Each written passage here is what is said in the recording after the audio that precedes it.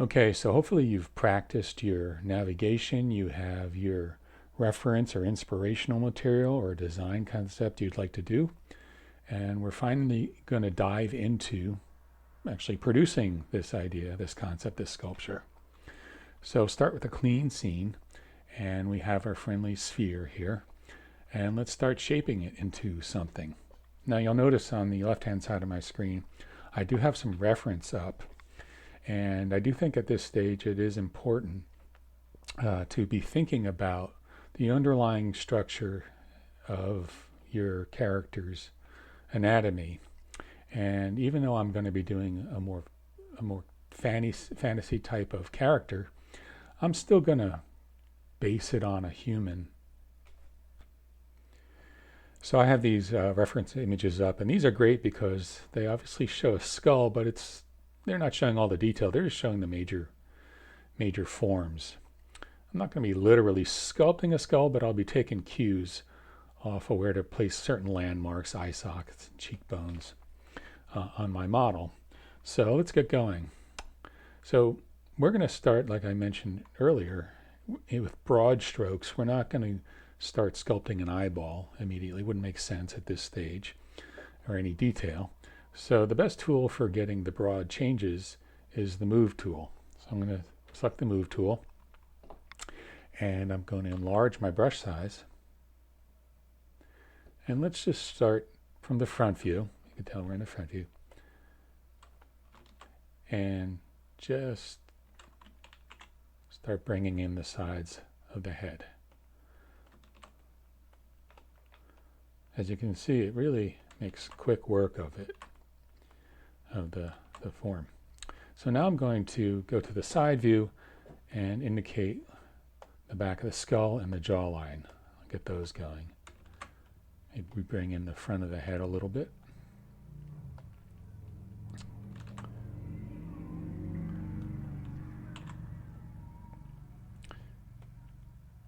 Again, I'm just thinking skull at this point. I'm using my smooth tool a little bit. Go to the back of the head. Again, it's looking a little square back there, so I'm going to smooth it out, create it rounder. So the head is usually wider at the back than it is at the front. So let's bring in what is going to be the forehead area. And that's going to be around where your temples are. You can see in the skull indication there. Smooth that out a little more.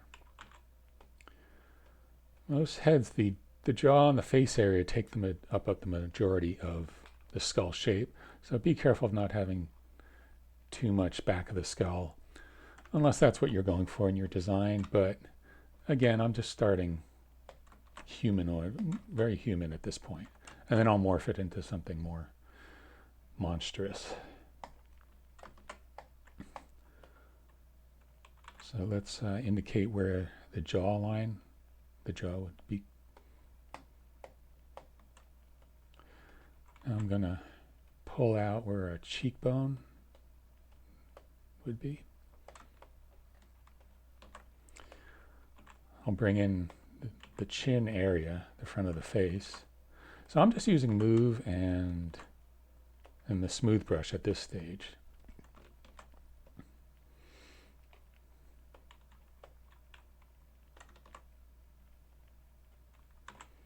I'm going to start to indicate a little bit where the forehead is and a tiny dip for where the bridge of the nose is.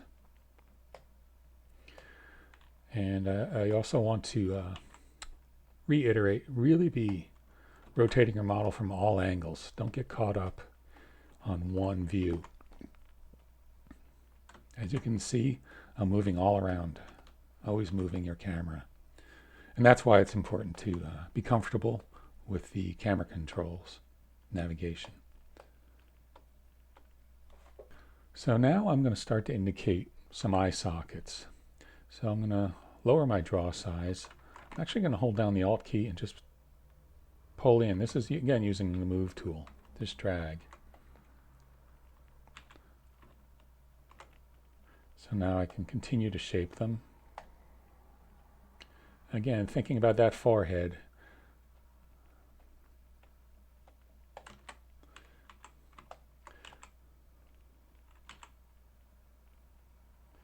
I'm going to start to indicate the cheekbone.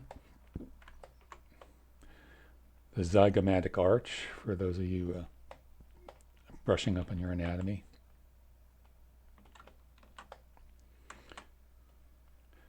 Pull back the eye socket a little bit from the side view. It kind of curves back. It's not just like a perfect disc cut out of the front of your face.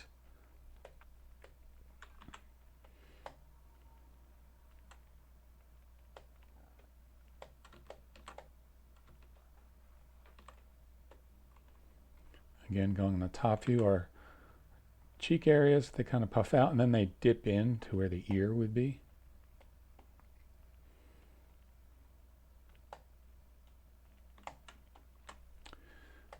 So now I'm just going to grab my clay buildup brush, and holding down Alt, I'm going to really dig into those eye sockets.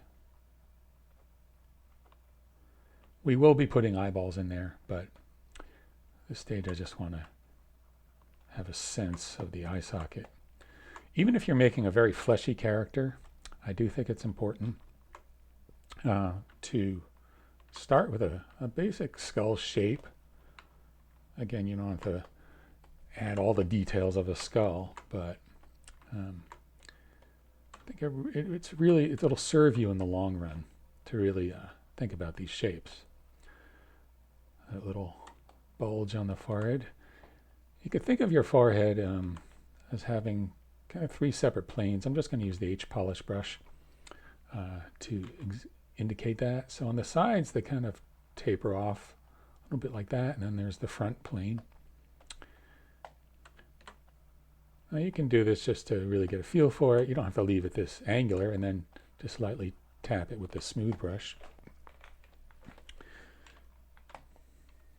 Let me get the move tool again. Start to bring this in. Now I'm going to start thinking about the mouth area. You want to make sure you keep it almost like there's a cylinder in there. You want to keep it having a round quality. You don't want to make it too flat, which I think when we're starting out we do. We make the mouths very, very flat. I'm going to give it a little slightly stronger jawline there. I can already start to indicate that it's going to be an evil looking character, so I'm bringing the brows down, which isn't a realistic skull, but this is fantasy. I'm going to grab the clay buildup brush, just start to indicate where the mouth, the muzzle would be.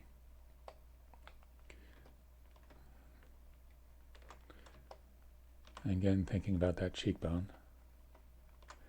I'm also thinking about the jaw muscles now. Build them up a little. Just look at it from the side view too. Create a little hollow there.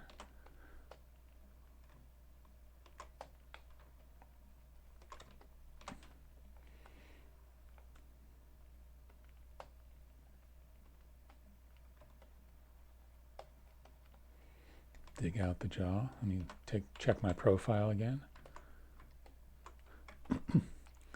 Maybe I'll make some changes. Since I was being inspired by apes, they have a much lower forehead, much flatter than humans. The forehead's much more, it's higher, and the apes tend to have a much more of a slope going backwards. So I'm going to start to indicate it there.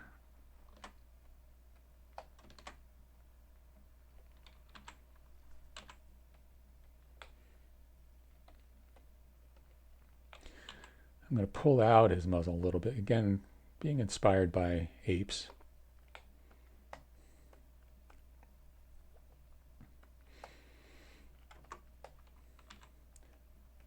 Bring in that temple line again.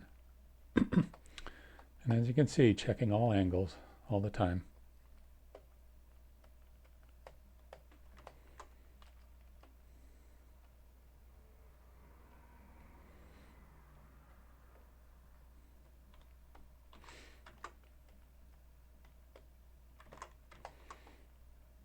Okay, I think I'm liking this.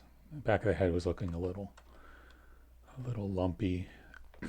So again, that's why it's good to be working low poly at this point, because it's very easy to smooth and make these big broad changes without ending up with a lumpy mesh. It's harder to smooth out dense areas.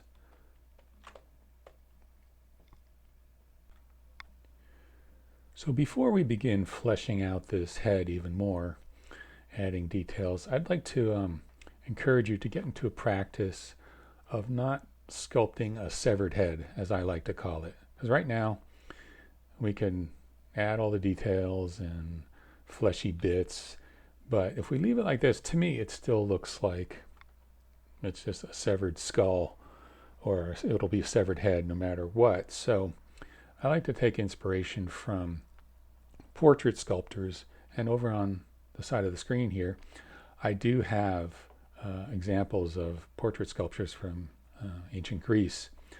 And as you can see, they indicate more of the person there rather than just cut off at the neck or under the head. And I think it helps us envision more of a being there, that this was a whole person. This one has some indication of some clothing. And it's a good practice to get into. So let's do that. We're going to start building up a neck. So I'm going to use the clay buildup brush. I'm just going to dig in a little bit of a jawline there. Make sure I have something to work with. Okay, so I'm just going to start pressing heavy and dragging. And it's actually adding polygons. You can see the polygon count go up. And at this stage, I'm not really trying to get any detail yet. Just want to have a basis to work from. I really think it'll help your models look alive, having more of a body attached to it. Let me drag some under there.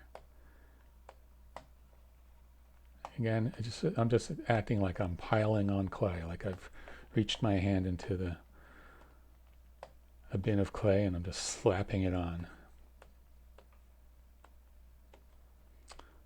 Okay, so maybe I can smooth it out a little bit, but at this stage I'm also going to go to the Move tool.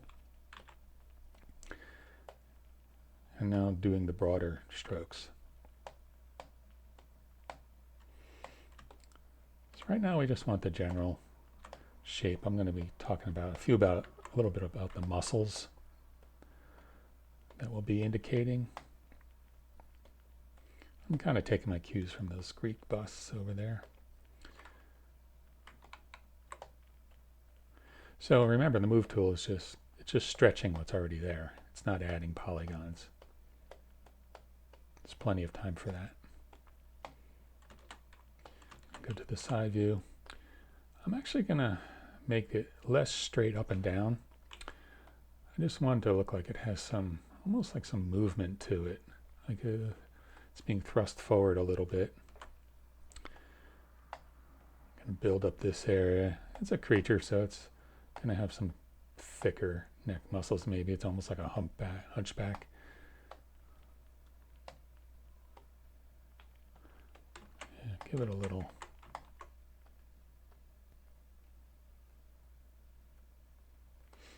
thrust forward. Smoothing it out a little bit. Giving an indication where the collarbone might be.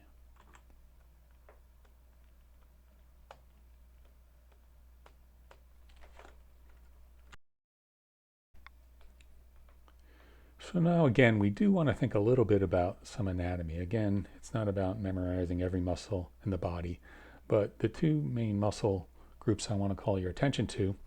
The top one is the sternomastoid muscle, it's going to be the main muscle we see in most people's necks, especially when they're turning their heads.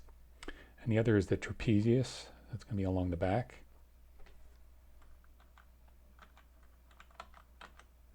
Here's an example of on live people, you can really see the sternomastoid muscle there and some of the trapezius, and same here.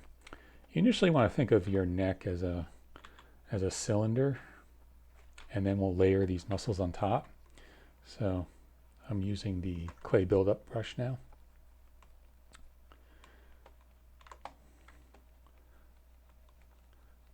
Just to carve away a little bit, give that sense of more of that cylindrical neck. As you can see, it's pretty messy at the moment, but it's very easy to fix. So the sternoid mastoid attaches behind the ear, and it goes down to the collarbone.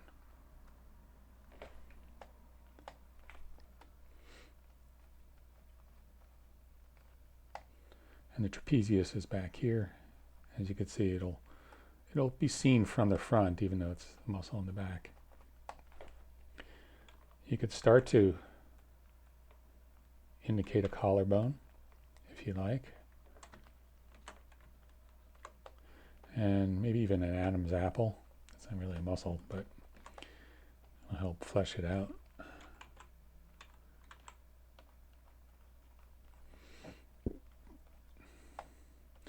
So the clay buildup brush is great for this type of work. I bet every ZBrush sculptor uses this brush as is.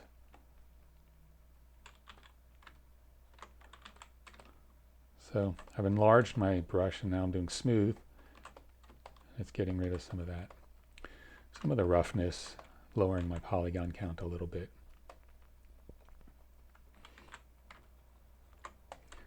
And again, it's an iterative process, so you can add and smooth and erase if you're not happy. So don't feel what the brush strokes you put down there are exactly what has to be.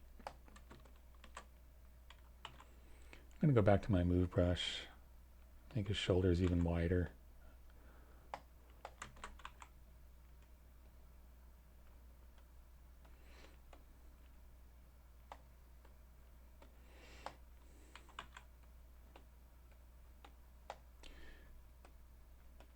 Indicate maybe even more shoulder area, make him look powerful.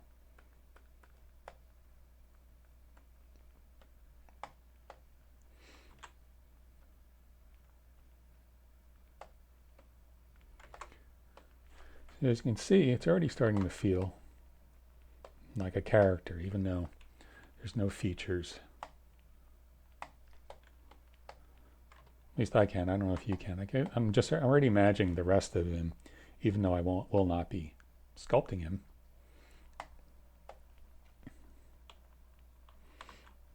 Again, thinking back to those Greek busts.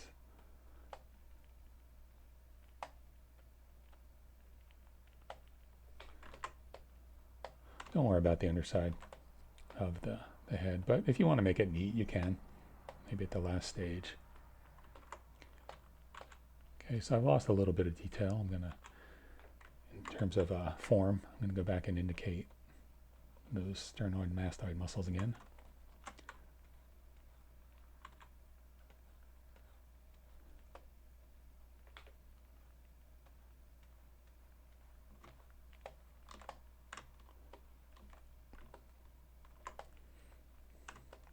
All right, so that's it for roughing out the head. Feel free to take as much time as you need to get to this stage. I'm going fairly quickly just for time's sake, so these lessons aren't too long. And when you're ready, we'll move on to the next stage. See you then.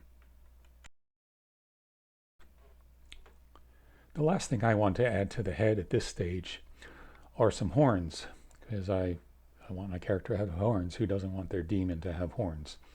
So let's go to our fun snake hook brush, and I'm going to do it from the front view, but I'm going to try to get it towards the back of the head. That's where the horns will be coming out of. This might take a few tries, so don't be afraid to undo.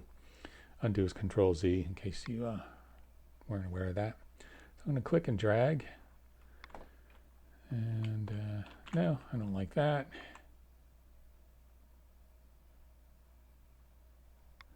And maybe that's more like it.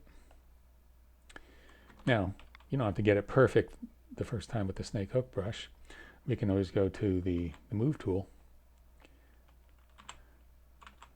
and make really broad changes.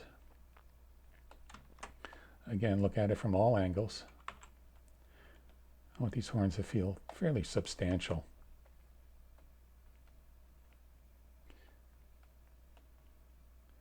They're looking a bit like cow horns. No, I like it better like that. Here's an example of where you might want to use the flat color material just to get your silhouette. So I'm going to even turn off the perspective button. So now I can just focus on the silhouette, which is the outline, and to see how I like that. I'm not being distracted by anything about the face. And here we are on the side view. I'm going to indicate more of a back there. Bring up his muzzle like that.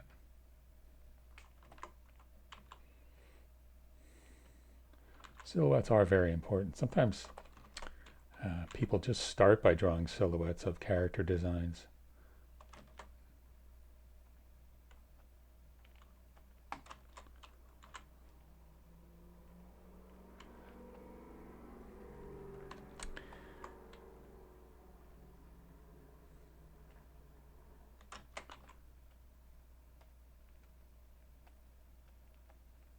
All right, I think I'm happy with that.